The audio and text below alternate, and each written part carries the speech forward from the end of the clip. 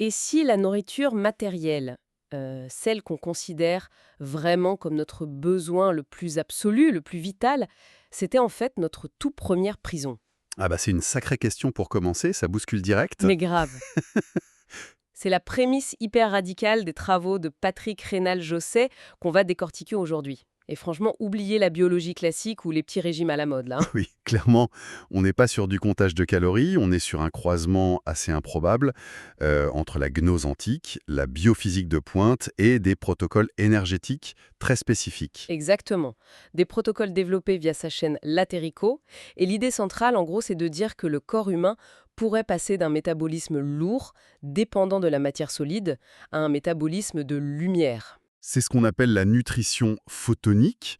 Et la clé de voûte de cette bascule, selon les documents qu'on a épluchés, c'est une méthode d'harmonisation qui s'appelle OMRM. Voilà, une méthode qui réaccorderait carrément la fréquence de notre ADN. Mais avant de plonger là-dedans, je veux juste poser un cadre pour ceux qui nous écoutent. Vas-y, je t'en prie. Les sources de cette exploration naviguent aux frontières d'une biologie très alternative, tu vois. Ça s'appuie sur des concepts spirituels profonds, des courants mystiques. Tout à fait, c'est important de le rappeler. Et donc, notre objectif ici, c'est pas du tout de valider ces pratiques comme des dogmes médicaux ou d'en faire la promo. En tant que podcasteuse, je suis juste fascinée par la mécanique de ces théories. On est là pour analyser la logique de ce système de pensée de façon totalement impartiale. C'est la meilleure posture à adopter. Parce que pour comprendre, il faut d'abord aborder le concept de densité matérielle. Josset appelle ça de façon assez provocatrice, la gastronomie de la chute. La gastronomie de la chute, c'est un terme génial, je trouve. Mais concrètement, ça veut dire quoi dans les textes? C'est une lecture théologico-vibratoire. L'idée que l'entrée de la conscience humaine dans la matière dense, genre manger des aliments solides, c'est pas une évolution. C'est vu comme un accident. Ah, donc le fameux fruit défendu de la Genèse. C'est ça. Le fruit défendu symboliserait l'ingestion de la matière solide. Et en l'absorbant, l'organisme humain est devenu un système ouvert, tragiquement dépendant de l'extérieur pour survivre. D'accord, je vois. L'humain devient esclave d'un cycle sans fin. La faim, l'ingestion, la digestion qui prend une énergie folle et l'élimination. Exactement. Et biologiquement parlant, cette dépendance culmine avec un processus qu'on connaît bien, la combustion du glucose. Et dans cette approche, le glucose, c'est pas vraiment vu comme un supercarburant, si je comprends bien. Oh que non. C'est décrit comme une énergie profondément sale.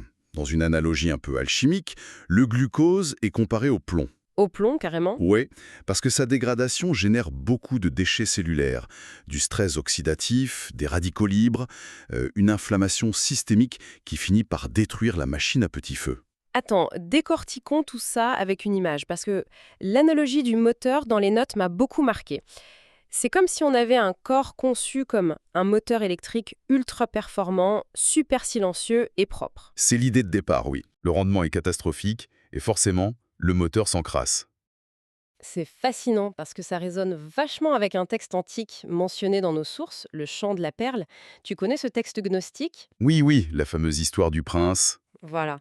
C'est un prince envoyé en Égypte qui représente la densité matérielle pour récupérer une perle inestimable.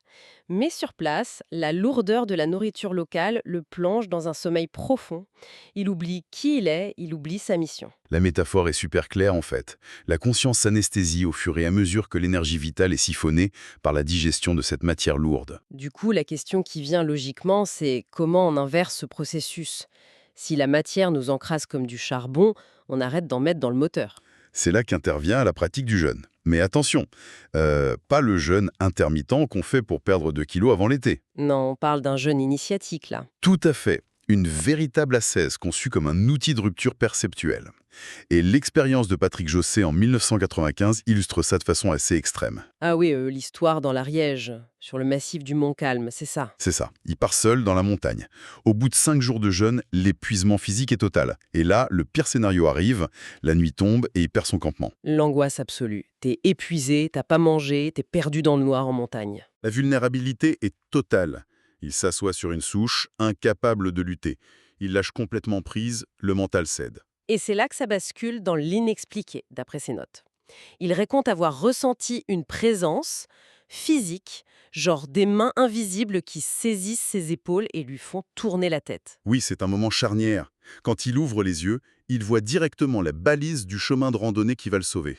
C'est fou. Il décrit ça comme le passage d'une simple croyance intellectuelle à une foi viscérale. Mais d'un point de vue purement biologique, qu'est-ce qui se passe à ce stade de jeune âge? Physiologiquement, c'est le basculement cétonique, le fameux état de cétose. Quand le corps n'a plus de glucose et commence à taper dans les graisses, c'est ça? Exactement. Le foie synthétise des corps cétoniques. Et par rapport au glucose, c'est un carburant de bien meilleure qualité pour le cerveau. Le ratio entre l'énergie produite et le stress métabolique s'inverse complètement. Sauf que pour Josset, cette cétose, c'est juste le hall d'entrée. Parce qu'en 2011, il pousse le truc beaucoup, beaucoup plus loin. Ah bah là, on passe dans une autre dimension.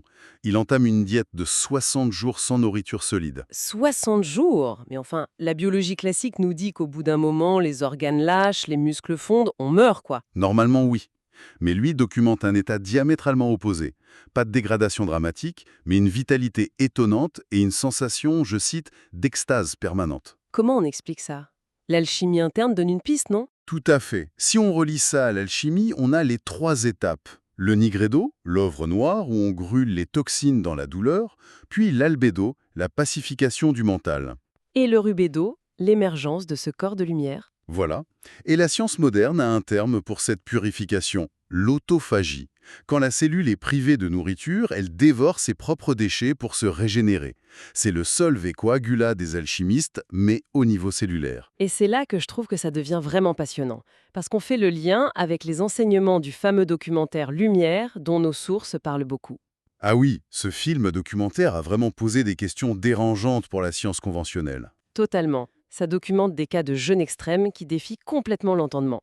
Par exemple, l'ermite indien Prahlad-Jani. Et ce cas très célèbre, il a été étudié sous observation stricte dans un hôpital militaire en Inde. Les médecins l'ont surveillé 24 heures sur 24 et il n'a ni mangé ni bu pendant des semaines, sans aucune défaillance. C'est incroyable. Et il n'y a pas que lui. Les documents citent aussi des mystiques chrétiens comme Padre Pio ou encore Marthe Robin. Marthe Robin, c'est le cas d'inédit le plus documenté en France. Elle aurait survécu 51 ans sans alimentation solide. 51 ans. L'hypothèse centrale avancée dans nos sources par rapport à ces phénomènes, c'est que nos croyances profondes et notre conscience modèlent littéralement notre biologie. C'est l'idée fondamentale en effet. Le corps, une fois libéré de la digestion de la matière dense, cesserait de puiser dans la terre pour se tourner vers une autre source. La fameuse nutrition photonique. Voilà, si on ne brûle plus de charbon, on utilise la lumière ambiante. Ça sonne comme de la science-fiction, je sais. Bah carrément, Sac. Se nourrir de lumière, ça fait très ésotérique. Mais les sources apportent un volet scientifique hyper pointu avec les biophotons. Exactement. Et là, on s'appuie sur les travaux du chercheur allemand Fritz Albert Popp. Qu'est-ce qu'il a découvert concrètement, ce chercheur? Popp a prouvé, grâce à des instruments ultra-sensibles dans une chambre noire absolue, que les cellules vivantes n'absorbent pas seulement la lumière, mais qu'elles en émettent en permanence. Nos cellules émettent de la lumière, comme de petites ampoules. De minuscules pulsations lumineuses, oui. Ce sont les biophotons. Et la découverte vertigineuse de Popp, c'est l'origine de cette lumière. D'où elle vient alors? Elle vient de notre ADN. La structure en double hélice de l'ADN n'est pas juste là pour stocker des gènes. Sa forme géométrique crée des espèces de microcavités. On appelle ça des exciplex. D'accord, des cavités dans l'ADN. Et elles font quoi? Elles capturent la lumière ambiante, elles l'accumulent et elles réorganisent les particules lumineuses pour qu'elles soient parfaitement cohérentes. En gros, notre ADN fonctionne comme un véritable laser biologique. Un laser dans nos cellules? Alors, qu'est-ce que tout cela signifie pour notre santé? Ça signifie que ce rayonnement lumineux, c'est le réseau de communication principal de notre organisme. Les cellules se parlent à la vitesse de la lumière via ce champ de cohérence. Et j'ai vu dans les notes que l'eau de notre corps joue un rôle crucial là-dedans. Bien sûr, on est fait majoritairement d'eau. Sous l'influence de ces biophotons, les molécules d'eau s'organisent en domaine de cohérence. Elles piagent les fréquences pour synchroniser des millions de réactions chimiques à la seconde. C'est fou! Mais du coup, si on suit cette logique, la maladie, c'est plus juste une défaillance chimique ou une usure mécanique du corps. C'est tout l'enjeu du changement de paradigme. La maladie, d'abord, c'est une décohérence lumineuse. Une décohérence. Donc l'ADN est notre antenne et les éléments comme le trop-plein de glucose, le stress, la pollution, ce sont des parasites sur la ligne. C'est une excellente métaphore, le signal est brouillé. C'est comme écouter une station de radio avec plein de fritures, quoi. La cellule n'entend plus la bonne partition et c'est le chaos chimique. C'est ça. Le problème de base est fréquentiel. Donc la solution logique n'est pas forcément d'ajouter une tonne de produits chimiques, mais de nettoyer le signal. Il faut réaccorder l'antenne, nettoyer ce laser d'ADN. Et c'est exactement le but du protocole OMRAM de José. Oui, ce protocole qu'il a structuré après sa grande retraite de 60 jours. Alors concrètement, quand on regarde les vidéos d'ateliers sur sa chaîne, c'est surprenant de simplicité. Ça ressemble pas à un truc médical compliqué. Non, visuellement, ça fait penser à des mouvements très lents de tai chi. Ça dure 4 ou 5 minutes à peine.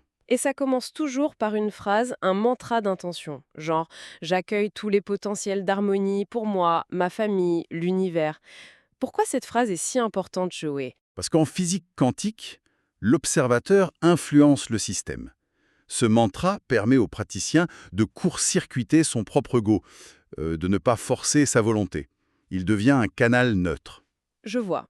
Et une fois ce canal ouvert, le praticien utilise ses mains pour condenser mentalement 7 couleurs, du rouge au niveau du chakra racine, et ça remonte jusqu'au violet au sommet du crâne. Voilà, on balaye le spectre lumineux fondamental. Le corps du praticien agit en fait comme un prisme. Il décompose la lumière pour nourrir chaque département fréquentiel de la personne qui manque de cohérence. D'accord, je veux bien suivre la logique pour le corps humain. Mais il y a un truc dans les vidéos qui m'a vraiment fait tiquer. Lequel? On y voit des démonstrations de ce protocole sur des objets inanimés, genre des smartphones, des pierres brutes.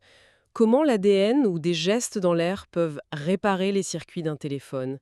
Franchement, ça ressemble à de la pensée magique, non? Ça paraît absurde au premier abord, oui. Mais en fait, si on revient à la physique de base, à la fameuse équation E égale mc², la matière solide, c'est de l'énergie.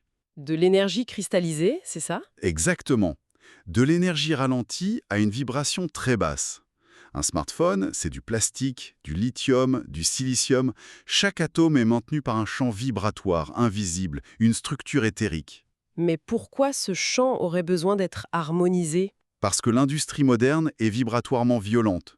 Dynamiter une roche, fondre des métaux à des températures extrêmes, tout ça introduit un chaos dans la matière. Ah, donc l'objet garde en mémoire ce stress industriel et émet des fréquences disharmonieuses.